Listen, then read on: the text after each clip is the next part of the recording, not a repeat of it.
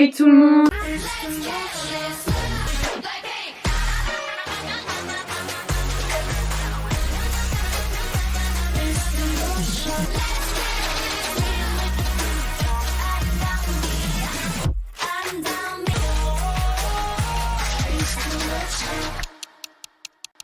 Aujourd'hui, on se retrouve dans une nouvelle vidéo qui ne va pas être un every reaction, mais qui va parler de K-pop, étant donné que nous allons parler aujourd'hui de l'industrie de la K-pop, des groupes de K-pop, et plus particulièrement de vous parler de la nouvelle génération et de l'ancienne génération de K-pop. Et quand on dit ancienne, c'est juste que différentes années, il y a eu des différentes générations tout simplement. Mais en fait, plus précisément, on va parler de la 3e génération et de la 4e, donc voilà. La nouvelle qui est en train de se mettre en ce moment. En vous présentant un peu près les dates, quand est-ce que ça a commencé. C'est ça, et en fait, on va parler de ces deux générations sans dire qu'il y en a une des deux qui est meilleure que l'autre, parce que les deux sont totalement différentes, et chacun a des points positifs et des points négatifs, et justement, on se trouvait ça intéressant de voir c'était quoi les différentes, leur propre évolution à toutes les deux, et aussi de voir comment elles se sont adaptées au cours du temps. Oui, et voilà.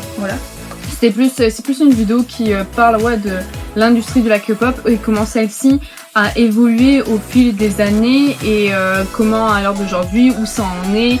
Donc il y a peut-être des choses il y a des personnes qui pourront compléter, peut-être qu'il y a des choses, si on fait des erreurs, voilà, on s'en excuse d'avance. On s'en excuse. Vraiment, on a essayé de faire au mieux. Vraiment, on a fait nos points de vue aussi, nos idées. On a fait aussi des petites recherches. Mais encore une fois, s'il y a des erreurs, on en est désolé. Mais vraiment, on a essayé de faire. C'est juste qu'on ne veut pas créer un débat ou je ne sais quoi. Pour commencer cette vidéo, nous allons parler, comme Pauline l'avait dit précédemment, on va parler de la 3e et de la 4e génération.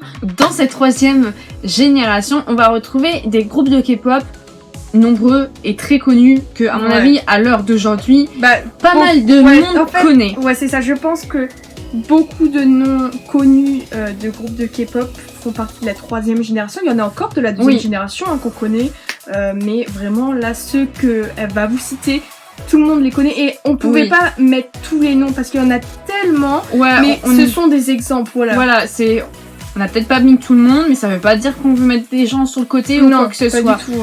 Donc, dans cette 3e génération, on va retrouver donc BTS,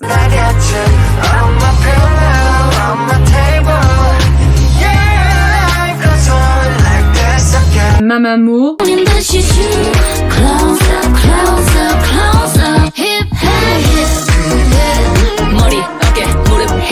Blackpink,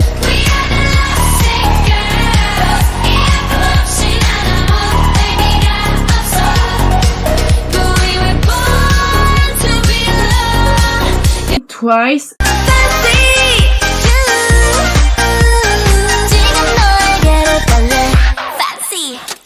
Red Velvet,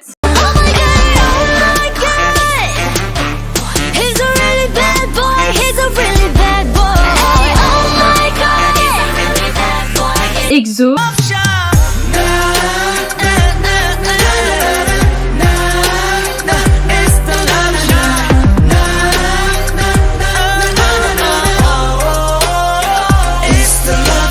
GOT7,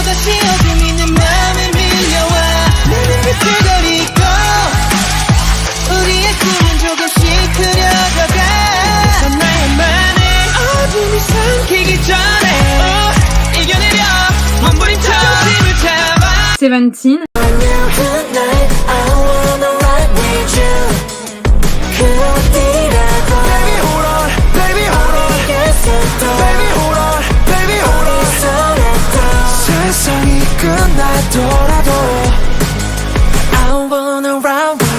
NCT,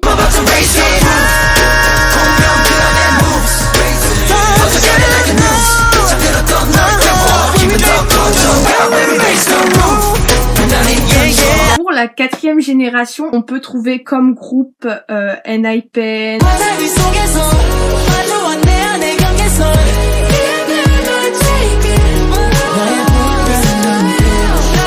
TXT,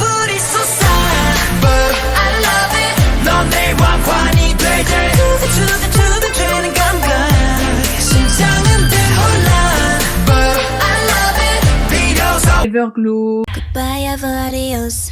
Goodbye, adios.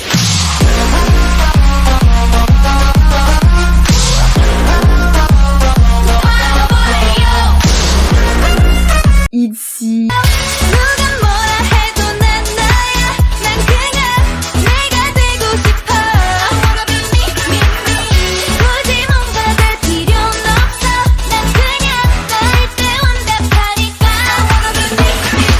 Stray Kids.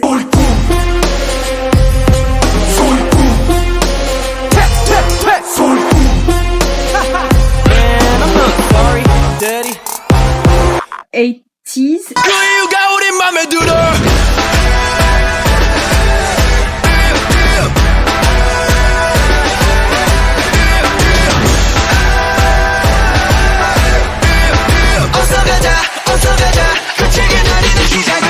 aespa.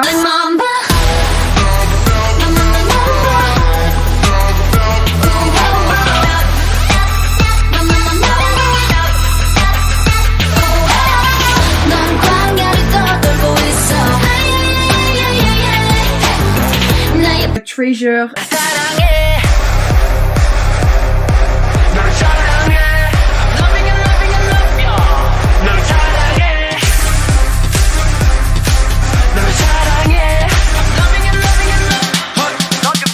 Voilà, il y en a encore plein d'autres, mais encore une fois, on peut pas tous les citer parce que ça va être trop long. Certains groupes, on a pu voir justement pour la 4e génération qu'il y a eu un très très bon début d'accueil de la part du public et de leur fandom même. Et là, on va prendre comme exemple ITZY et TXT parce que justement ITZY, c'était un peu le nouveau girl group badass de JYP et surtout c'était un peu les petites sœurs de Twice qui débarquaient. Et pour TXT, c'est la même mais ça a été version masculine. Entre guillemets, les petits frères, on va dire ça comme ça. Ouais, c'est ça. Métaphoriquement parlant. Des BTS. Ouais, et pareil avec leur propre style. Et je pense que autant pour ces deux groupes différents, les gens avaient beaucoup d'attentes parce que ça faisait un moment qu'il n'y avait pas eu du coup de groupe de le lancement d'un nouveau groupe. Et de groupe de garçons après BTS du coup pour TXT. Aussi on a pu voir que pour certains groupes de la nouvelle génération, ils ont été aussi lancés par des survival shows, donc il y a eu, si je dis pas de bêtises, Stray Kids et N.I.PEN bien sûr avec Island si vous avez suivi l'émission. Je crois que, si je dis pas de bêtises, mais on vous mettra quelques images. Il me semble que ces deux-là, à part si je me trompe, étaient diffusés sur la chaîne Mnet, donc voilà. Ouais, c'est Mnet comme d'autres chaînes après font des serial shows. Voilà. Donc on vous mettra quelques extraits. Ouais. Et ces deux-là il y a, mais il y en a d'autres qui se passent. Oui, autre ailleurs. Au pire, encore une fois, on mettra Mnet et d'autres chaînes. Voilà, pour vous donner un peu un exemple ou si vous voulez chercher ou aller voir, suivre. C'est comment j'allais dire si vous aimez ce type d'émission, vous inquiétez pas, il y en a. Voir comment la formation d'un groupe tout simplement. Voilà, vous voulez voir comment ça évolue, voilà. Et même Treasure, pareil, c'était un survival show et j'avais oublié, du coup voilà. Mais vous inquiétez pas, si vous aimez bien ce type d'émission, et même vous commencez la K-pop, vous pouvez en retrouver. Et du coup voilà, ça c'était des exemples de comment certains groupes ont pu être formés. Donc maintenant on va s'intéresser aux changements et aux évolutions qu'il y a eu à la suite de ces deux générations. On constate que maintenant le marché s'étend énormément dans le monde entier, pas seulement aux États-Unis mais dans d'autres pays, et que du coup les ventes d'albums et autres augmentent considérablement. On remarque du coup que les ventes, ça s'est beaucoup étendu dans le monde entier, mais il n'y a pas que les ventes qui se sont étendues, il y a aussi les auditions. Maintenant, à l'heure actuelle, on a pu constater que on a l'opportunité pour les personnes qui le souhaitent, qu'il y a déjà des agences qui font passer des auditions à l'étranger. Par exemple, les États-Unis, ils en font passer pas mal, mais c'est un projet d'en faire aussi passer ailleurs, et why not l'Europe. Franchement, nous, ça nous ferait vraiment plaisir et ça serait top, et ça montrerait encore une fois que l'industrie de la K-pop s'étend de plus en plus. Ouais, elle évolue. On peut remarquer, c'est que, comme elle l'a dit, les auditions, c'est plus seulement aux États-Unis, c'est vraiment maintenant, on voit partout dans le monde entier. Donc, ça crée le fait qu'il y ait des auditions un peu, à l'international. Ça crée des opportunités pour pas mal de personnes, et aussi le fait que pour les fans de K-pop, bah c'est un peu comme ça peut apparaître aussi potentiellement comme une fierté de voir que, imaginons que t'as un membre qui est australien, de le voir dans un groupe de K-pop, de se dire oh ouais, il vient d'Australie, il a réussi à percer, à réussir, etc. Ouais, il y a une identification. Oui, il y a une fierté et une identification aux membres, le fait aussi potentiellement de partager une culture commune.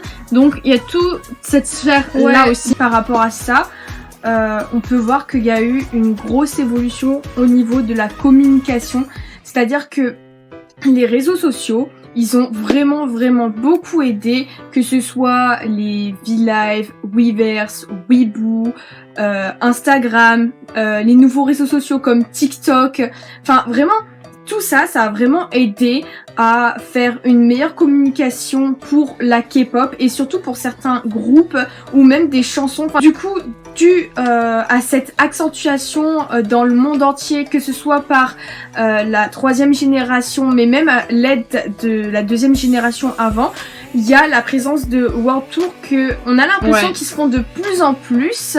Ça apparaît petit à petit. Voilà, c'est de plus en plus présent par rapport à avant. Et ça c'est vraiment plutôt cool parce que pour même pas mal de personnes qui sont fans de groupes de K-pop, bah c'est appréciable dans le sens où c'est pas seulement genre je vais prendre un peu genre le plus connu. Après ça, j'ai pas envie de rentrer dans un débat, mais prenons BTS par exemple. Je veux dire, il y a pas que ce groupe-là parce que BTS ils prennent quand même de l'ampleur. C'est vraiment un des groupes de K-pop mais extrêmement connu.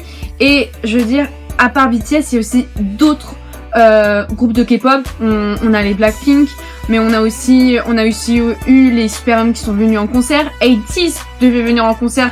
S'il y avait pas eu la période de confinement, la première vague, 80s devait aussi passer. Il y a eu aussi des groupes comme Carl qui devaient passer. Donc pour vous montrer que il y a de plus en plus, et ça fait plaisir, de groupes de K-pop qui font des concerts à l'international. Du coup aussi on peut se demander avec la 4e génération s'il n'y a pas une reconnaissance plus rapidement par rapport à avant.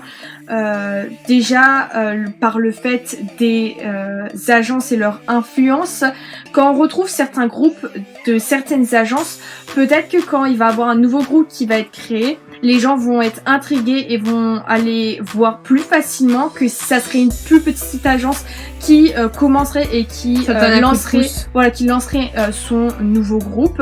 Parce que l'influence des groupes d'avant aide beaucoup, et encore une fois l'export de la K-pop à l'international, ça aussi ça joue de ouf. On prend l'exemple de Treasure qu'on a cité comme nouveau groupe de la 4e génération. Treasure, ils font partie de l'agence YG, du coup ils sont dans la même agence que Blackpink. Et on peut se dire que Blackpink, vous avez tous vu l'impact qu'elles ont. C'est, je pense, si je ne dis pas de bêtises, le girls band vraiment le plus connu de la K-pop. Genre vraiment, regardez le nombre d'abonnés sur YouTube qu'elles ont et sur Instagram, genre c'est hallucinant. Hein. On peut se dire par exemple, quelqu'un qui est fan de Blackpink mais qui écoute pas plus que ça de la K-pop, remarque que Treasure et se demande bah tiens c'est qui ces garçons, qu'est-ce qu'ils font, et ils sont dans la même agence que Blackpink. Peut-être que cette personne va être intriguée de voir qui ils sont et ce qu'ils font comme musique, parce que peut-être ils sont dans la même agence. Du coup peut-être que comme tu dis ça peut aider, et tant mieux, c'est positif honnêtement. Et ça a pu aussi peut-être jouer le fait, par exemple on a eu le lancement de TXT, on a eu le lancement aussi de NIPEN, et le fait qu'ils fassent partie de la même agence de BTS. Je dis pas c'est en mode ils vont réussir parce qu'ils font partie de l'agence de BTS, parce qu'en gros il y a BTS dedans.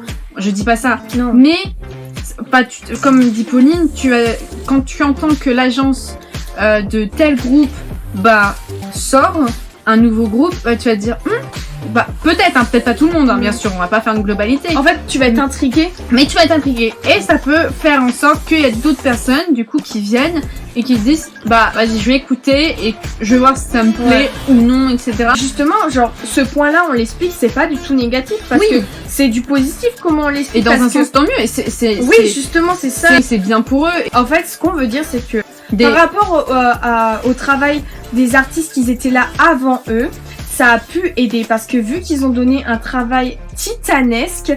Quand les nouveaux et les jeunes artistes arrivent, eux-mêmes ils ont travaillé très dur et ils vont devoir travailler encore plus dur parce que ils savent que la compétition elle est présente et même s'ils font ça avec passion et avec leur cœur, bah malheureusement tu sais que dans ce domaine-là et que ce soit la K-pop ou la musique en général, tu sais qu'il y a un peu de compétition quand même.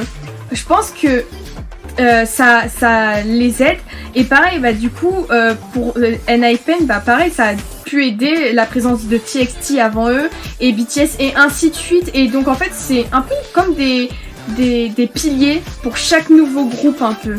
Et je pense aussi que peut-être pour des agences qui sont parties très très loin comme Big Hit, bon ça s'appelle plus Big Hit maintenant, ils sont partis de très très loin et voir que bah par exemple quand ils ont lancé BTS, maintenant là où ils en sont c'est ils touchent les étoiles carrément et que le fait qu'ils lancent d'autres groupes de K-pop ça fonctionne, bah c'est plutôt plaisant et ça montre quand même aussi que même l'agence en soi a réussi. C'est un peu une revanche parce qu'ils peuvent créer de nouveaux groupes et mettre de nouveaux artistes qui sont hyper talentueux à profit pour leur agence. Et vraiment, encore une fois, comme tu dis, si on cite encore une fois cet exemple-là, enfin ils sont partis d'une agence qui était vraiment... Enfin, je pense pas que les gens pariaient sur cette agence c'est ce que j'allais te pour dire. vraiment péter tous les scores. Genre vraiment, on peut voir que du coup avec la nouvelle génération, bah bien sûr, elle a monté d'un cran au-dessus et la prochaine, bah ça sera la même.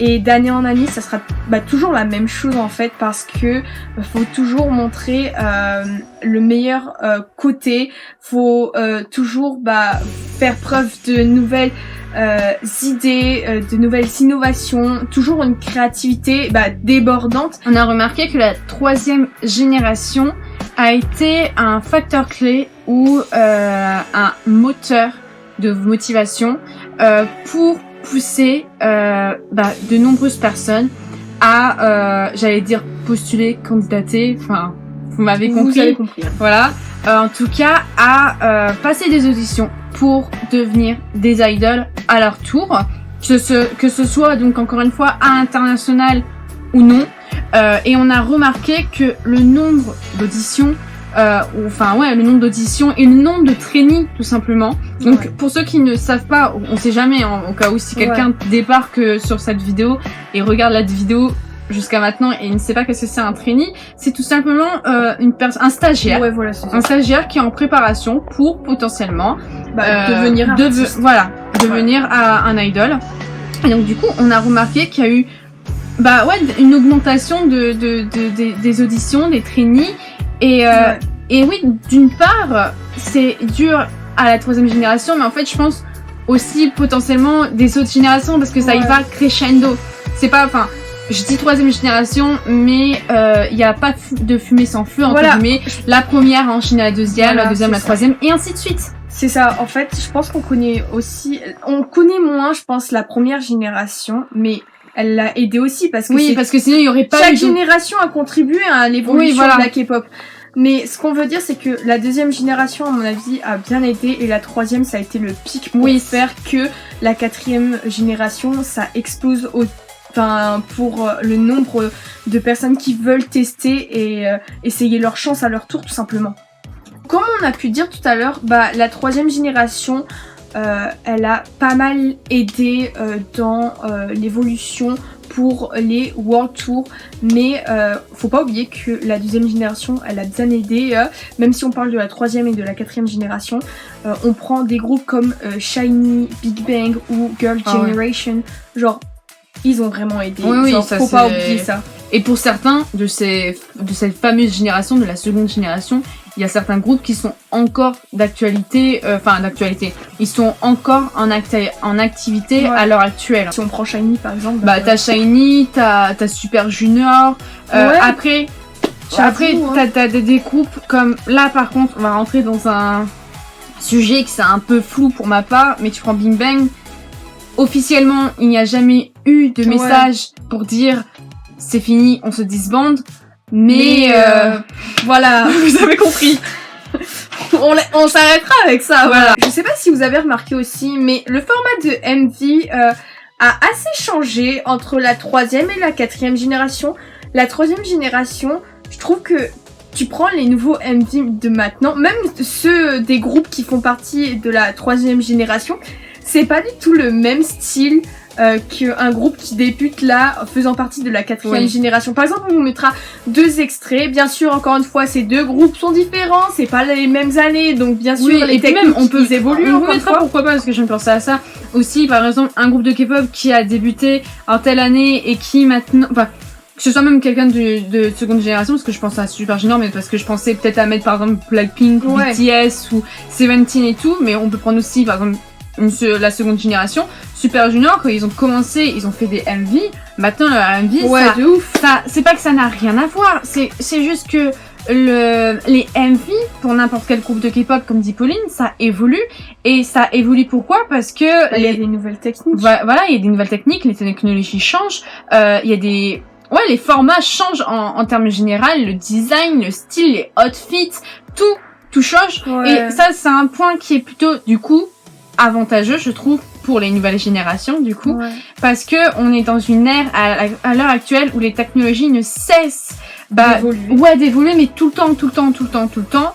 Et ça apparaît comme un réel avantage, du coup. On voit certaines fois des effets visuels. Par exemple, si on reprend certains groupes qu'on a cités avec aespa, les effets visuels qu'ils utilisent, ça fait futuriste. Du coup, on va faire un peu une petite conclusion générale de toute cette vidéo. On dirait un exposé comme voilà, mais ça a changé et vraiment on a vraiment aimé travailler sur ce type-là de contenu de vidéo. Pour le coup. Encore une fois, peut-être qu'il y a des choses à compléter. Si c'est le cas, n'hésitez pas à nous les faire partager dans les commentaires s'il y a des choses qui sont à corriger.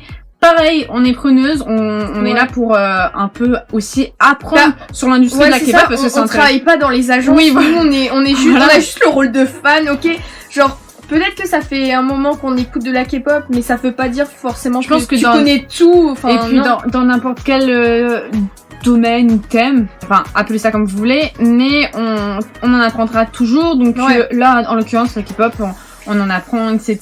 Il y avait des choses qu'on connaissait, il y avait des choses qu'on ne savait pas.